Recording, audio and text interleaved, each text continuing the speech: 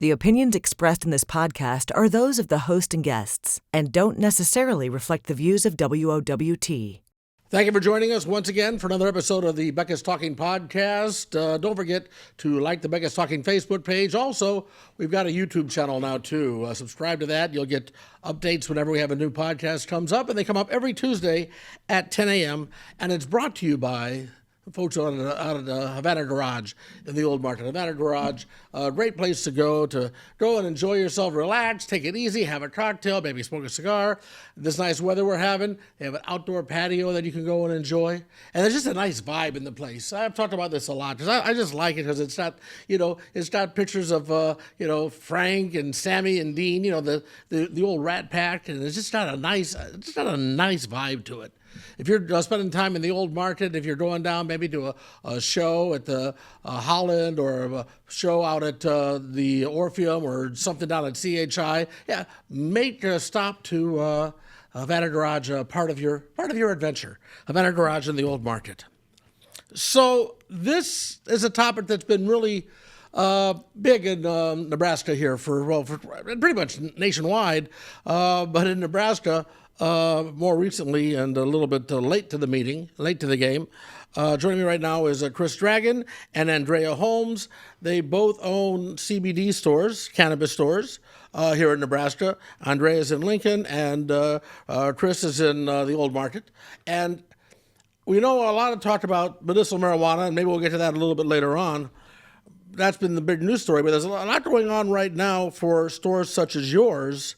Legislation that's out there right now that could really put you guys out of business, right? Andrea, what's going on?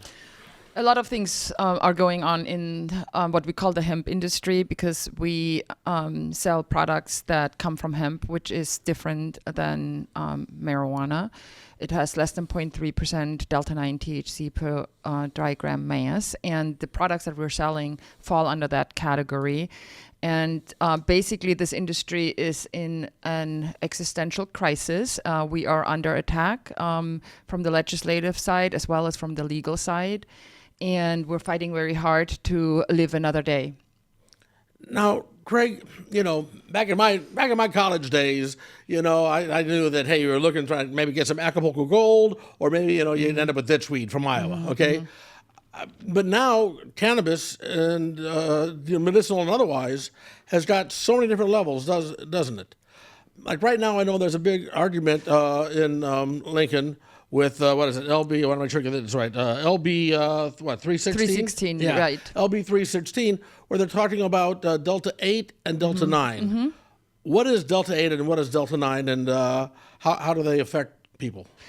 Delta 8 and Delta 9 are Delta 8 and Delta 9 THC, I should say, are very similar compounds. They have a very small structural difference, a structural chemical difference. Mm-hmm. In Delta 8 THC, I'm speaking now as a chemist, but I'll try to relay this information as good as possible. There is a bond that connects two carbon atoms, and that particular bond is in a different position in Delta 8 THC versus Delta 9 THC. And the difference that causes is, so both of these THCs bind to the central nervous system, which is called the endocannabinoid system, that has receptors in your brain and in your body. These receptors that THC binds to is called CB1 receptors. And Delta 8 binds about 25% or 25 to 40% of the strength as Delta 9. So you can imagine it like a key that fits into a lock type of a concept. Delta 8 fits a lot more loosely into the lock than Delta 9. Mm-hmm. So the response, therefore, of Delta 8 THC, it's not quite as strong. The binding is not quite as strong on the endocannabinoid system as Delta 9. So it sounds to me like the old thing about, people fear what they don't understand. Mm-hmm. I mean, this is, like I said, the old days of, college kids, mm-hmm. smoking a joint and listening to a Grateful Dead. Mm-hmm. This is a whole different thing, isn't it? Mm-hmm. It is. These are products that come from a plant that's federally legal. This plant is called hemp. and under the 2018 Farm Bill that President Donald Trump signed to enhance economy, to allow for interstate commerce, and to drive this plant into a situation where people can be helped.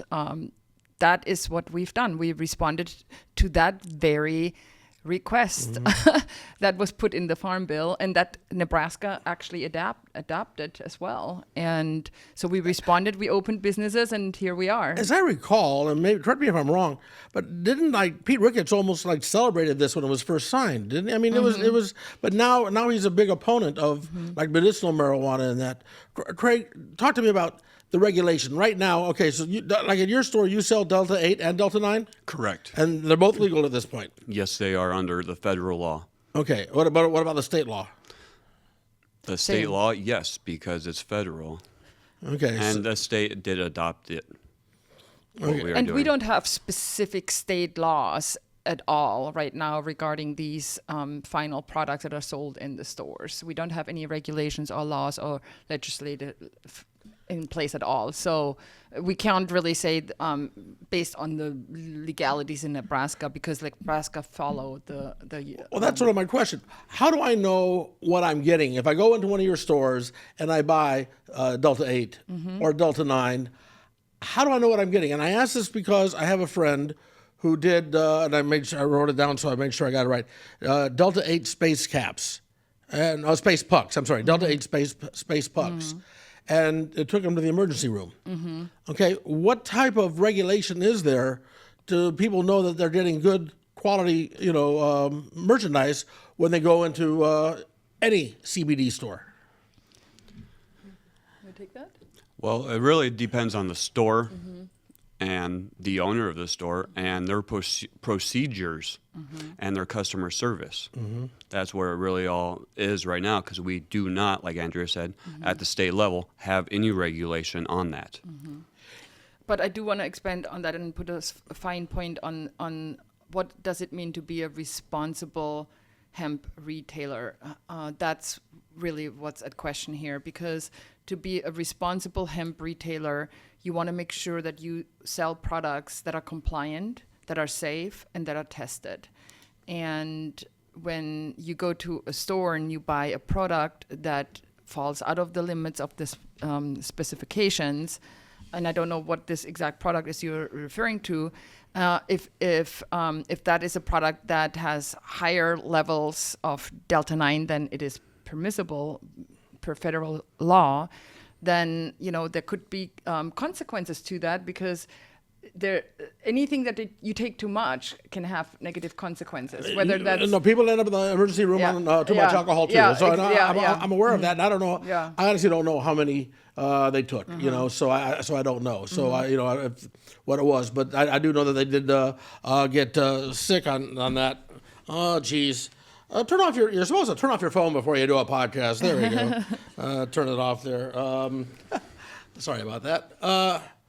So there really right now is no regulation about what, so how do you know that, when you go and you buy a product to sell on your shelf, how do you know that it meets the qualifications and that you're not selling stuff that's above the THC limit? Just like Andrea said, it depends on the owner of the business. And there's a certificate of analysis that the manufacturer or vendor is supposed to provide to you that you're supposed to rely on. But it's really difficult for a customer to discern what is a legitimate product and what's kind of a shady product. I myself have done a lot of shopping around all of the dispensaries around Lincoln and Omaha and surrounding places, and I can clearly see products that I myself object to very much. So, for example, if I see product on the shelves that have such an extraordinary high amount of THC in it that it's concerning. It's very concerning. Yeah. Or when they're in packaging that have cute little cartoons on it, or if there's all these colorful candy-looking things, then I'm very or not in childproof packaging, or when I see trucks parked in parking lots saying, get a free sample here, and then they give you sandwich bags with gummies in there and you don't know what's in there. These are all questionable, very questionable practices, and really make me understand why there's so much concern in the industry right now, because I'm concerned as well. I'm concerned. Can a kid just walk into your store and get it? I mean, do I have to be 18 or 21 before I can buy your product, or can some 14-year-old walk in and get some? Officially there's no age restriction, but we all make sure that we ID our customers and that they're of legal age to buy these. But that's products. your store. That's not every store. Most stores that are reputable are following these practices. I do know that when you go to some, I myself have shopped at some other gas stations or something like that, and I wasn't carded, but I don't know whether that was because I look so old or if that's not their procedure that they're following. Yeah. Is regulation a bad thing then? I mean, if you want to make sure that you have A, quality merchandise, and B, that people that are getting it are of age. Although, going back again to my misspent youth, when I was in high school, it was not tough getting marijuana. Everybody was smoking back then. Well, not most people, at least people I was hanging out with were. So it's not that hard to get anyway, but. Is it bad to try to regulate this, or it's a good thing? Okay, so you're not opposed to the regulation per se. No. Okay. We want it. Then what is your concern with LB316? My concern is that would ban every product that we sell. That's it. That's it. Period. We would have to shut down our businesses. So you couldn't sell the Delta 8, the Delta 9, you couldn't sell any of that? Any of the cannabinoids, really. A lot of the cannabinoids are, included in this ban. And what would happen is, from a business owner's perspective, yes, we would have to shut our doors. But I'm telling you, the stores that we have, the average age of our customer is over 50.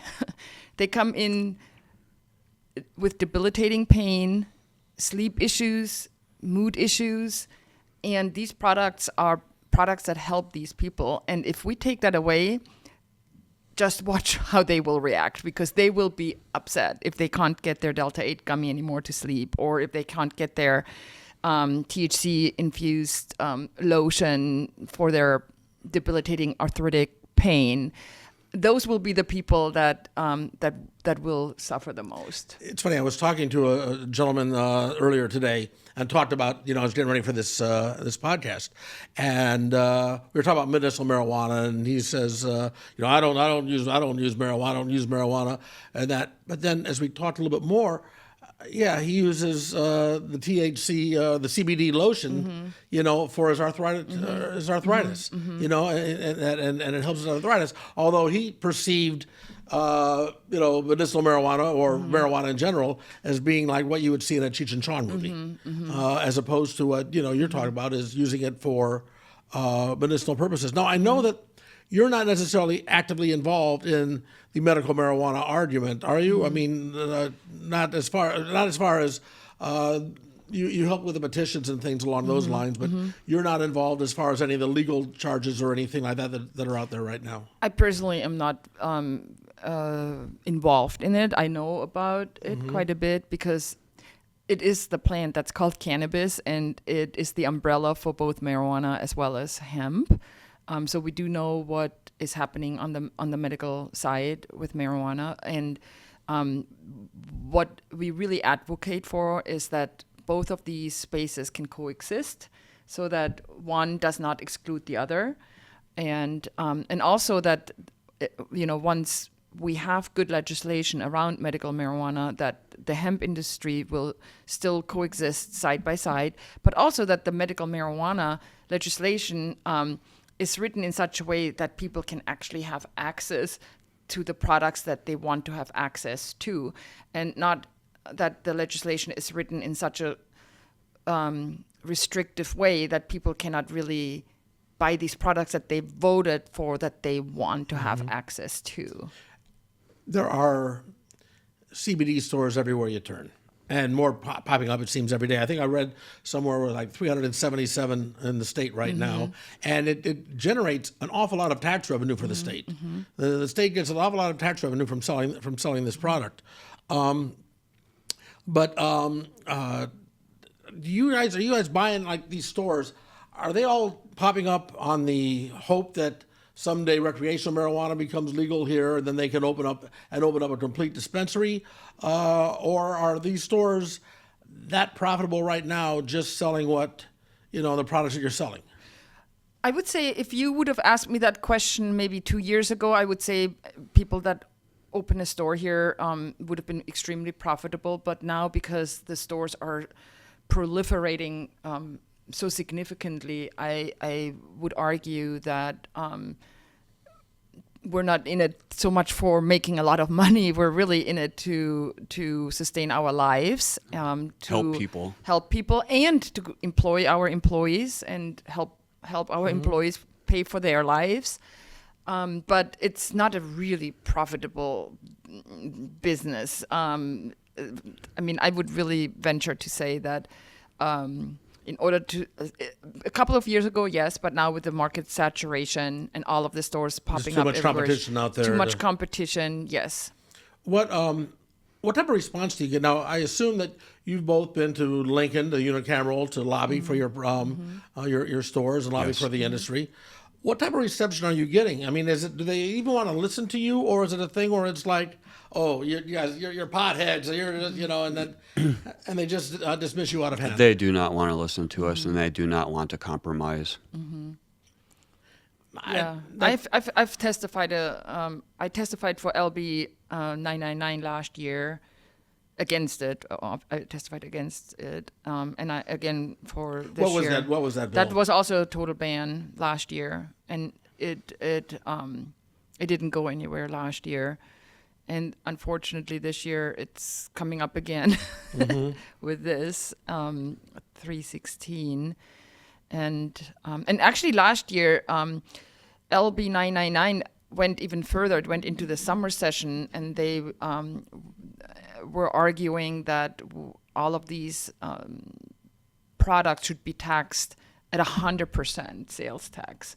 So if you would buy something for $20, you would have to pay $40 just because of sales tax. So I've never heard of anything in the entire United States that a product has to be taxed at that level.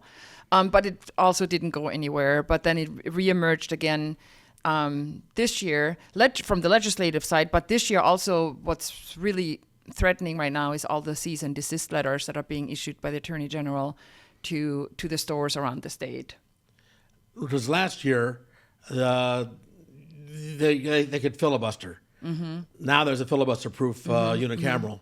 And so if it's coming down from the governor and the Attorney General and Pete Ricketts, it's coming down, these Republicans are all pretty much marching in line, whether it be for Kathleen Trott's Bill 316 or the medicinal marijuana regulations that are tied up right now, which frustrates the hell out of me about the medicinal marijuana legislation, because 70% of the people voted for it. 70% of the state. Okay, that's not just a bunch of potheads and Benson and Dundee and Blackstone. The people of Nebraska have spoke, and it's not just and like you said, your clientele tend to be older people. And so that's 70% of the state did that, and then you've got the situation here where if I go to the doctor and he prescribes medical marijuana for me, and I don't want to take it, I don't have to fill that prescription. I had some major surgery done. When I left the hospital, they wrote me a prescription for opioids. Yeah, I never filled that prescription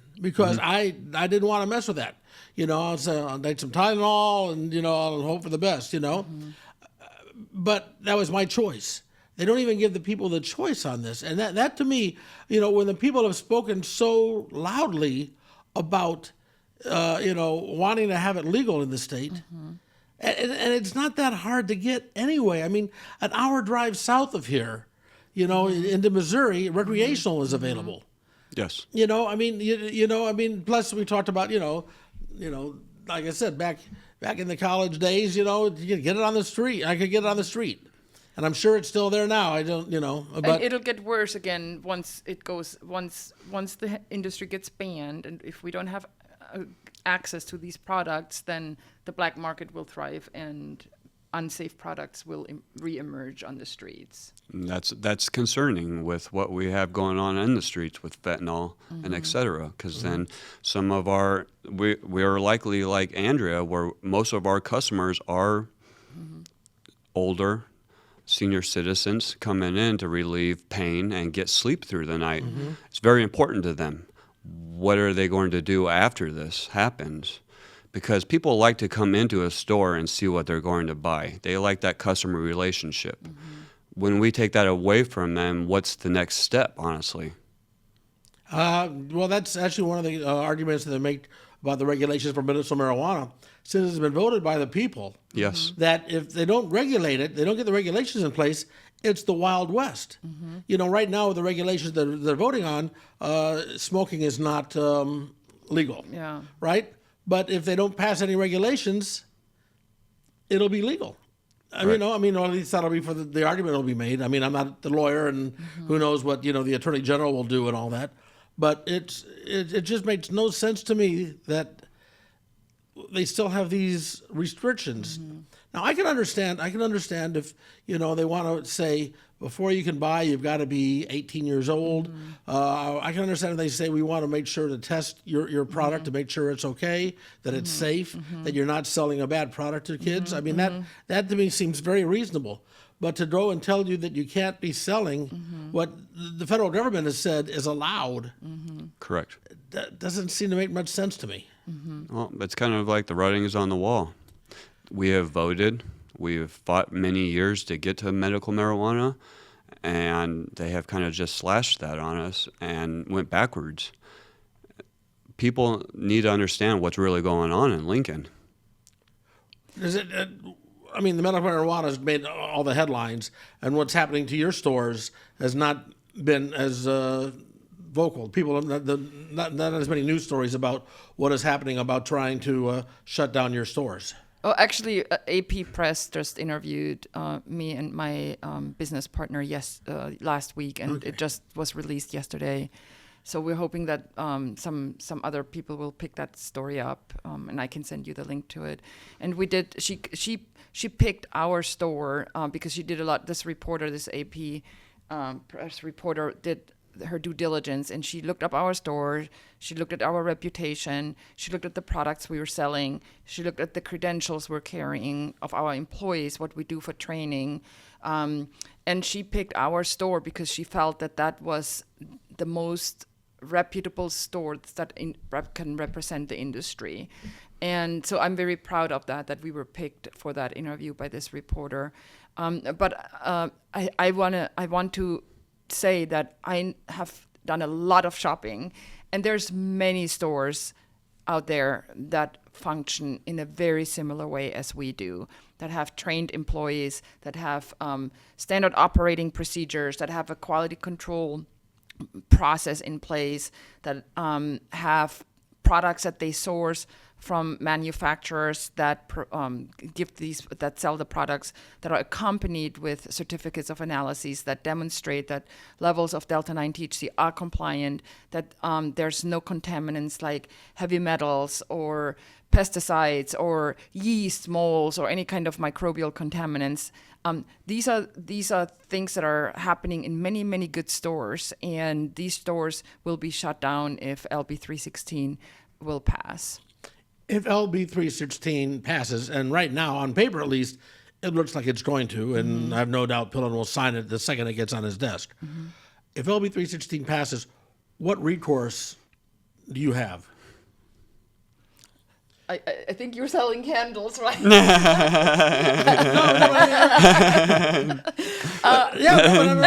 that's it. Okay, you got leases on these buildings. Things will change. Yeah, you got leases on these buildings. You got to sell something. It's yeah. unfortunate because a lot of us are small business, family owned, and we put everything that we've had in the past 6 or 7 years since it's been federally legal in 2018. We put everything into this. Is there an association that you all belong to that can pay for lawyers and lobbyists there in Lincoln? There's two significant associations that we're a part of, and they're called. So the one association that we split it up into legislation efforts and legal efforts. So the association that we formed to help with lobbying and just really educating the senators. This is called the Nebraska Healthy Alternatives Association. NEHAA.org. We're a nonprofit, and basically through that organization, we help our members to be up to date with everything that's happening in the Capitol, and through the other organization, which is called the Business Alliance Group or BAG, we have members that either received or believe that they will receive cease and desist letters, and so we have chosen legal representation through that alliance, who is helping and guiding us through that very difficult process of what to do now once you receive a cease and desist letter, and should you be signing that? What does that mean if I sign it? Does that mean I'm admitting guilt? Or what does it mean if I admit guilt to something, even though I thought it was all legal? So it's a very complicated, deep, convoluted issue, and nobody out there can handle this by themselves. And so coming together as a group, as an alliance, united front, we have to come and convince by numbers, right? Nobody can win this battle by themselves. And so that's why we formed these groups. And that's why membership is now rapidly increasing, because these letters are arriving at many stores. If the law passes, are there arguments to be made on a constitutional level of some sort to say that you can challenge this and take this to like the state Supreme Court to try to block this law, or is it pretty much a done deal? If this passes, you guys are hosed. We're exploring all options. Correct. Mm-hmm. What would you say to somebody that's listening right now that maybe doesn't use CBD, maybe is also fearful of CBD, sees these stores popping up everywhere? What do you want them to know that, to maybe ease some of their fears? What I want them to know is that this is an adult product. It's adults that choose to take something for themselves. And I think that restricting adults to purchase products that they choose for themselves is unfair. And so for somebody who's maybe scared of this, I would say that it's important to do research on it, to reach out to some of these associations, such as the ones that I just mentioned, the Business Alliance Group or Nebraska Healthy Alternatives Associations. We have websites, or go to our websites of our stores and see what it is what we're doing. There's always contact information there. We have a lot of lobbyists. We have a lot of information, educational materials. Don't judge. First thing is because maybe of fear. We would feel free just if you came down to the shop and just spent, on a good Saturday when we're busy with folks, just sit there and just see what we're doing and what the people and the customers are asking, and see what we're really doing. We're helping people out. I got to do another commercial here, and then I got one or two more questions for you here. I want to tell you about Havana Garage. Havana Garage in the Old Market. Okay, it's a nice place to be able to go and unwind, take it easy, talk with your friends. Maybe you have a business deal that you can work out. Perhaps you're on a hot date, or you're taking the spouse out for a nice dinner in the Old Market, and you want to go and enjoy yourself. Make Havana Garage a part of your evening. As I said, they got a nice outdoor patio in the back. They have live music on many nights, and it's just a good old market establishment that's been around for a long time. If you haven't been there lately, stop on by today. Havana Garage in the Old Market. So we kind of joked about, you said that you'll sell candles if this doesn't work out. But then you also told me earlier that you're not making as much profit as you used to make. So won't some of these stores just go away through attrition by not being able to make a profit? And you're not opposed if I understand correctly, you're not opposed to regulation. You just think that LB316 goes way too far. It'll put you out of business, right? Yes. Correct. And we created a legislative bill called LB16 that one of the senators was presenting that fell on completely deaf ears, unfortunately. And that bill had all of the bells and whistles of a good regulatory framework for these products. And unfortunately, that fell on very deaf ears, and I wished that it wouldn't have. It didn't make it out of committee even. That was Senator Kavanaugh's bill, was Correct. it not? Yeah. And didn't make it out of committee. Kathleen Kaut's bill has made it out of committee. It goes before the unicameral. What's the time frame on all of this? We are right now, we have 90 days in the session, right? We're in day 73. Well, right when this is now. released, it'll be like about a week later. So I think this week, they do all the revenue stuff. I think it could be as early next week that we will see this. But you never know. It could sometimes we get a text in the morning. Oh, it's up today. Yeah. Something like that. Are they trying to do things under the radar to not get this type of attention? I don't know. It's just that sometimes it's a bit surprising. We have good lobbyists, and they can feel out the floor, right, and the rotunda, and they know more. And the minute they know, they help us out and let us know right away, so that we can that we're informed. Well, I do. I mean, I think that marijuana in general, cannabis in general, has been demonized over the years for numerous reasons. If you look through the history of it. Reefer Madness was not a documentary.